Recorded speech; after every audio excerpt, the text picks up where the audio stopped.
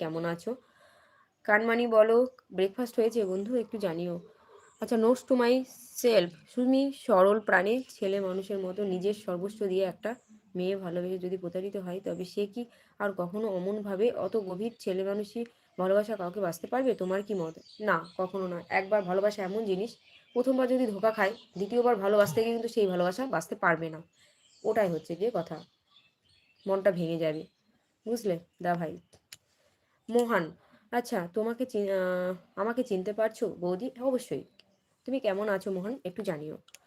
কানমানি, আচ্ছা, বৃষ্টি হবে কি আর? বুঝলাম, বৃষ্টি হবে কি আর, জানি না গো। শুভজিৎ, বলো। আহ, গোটা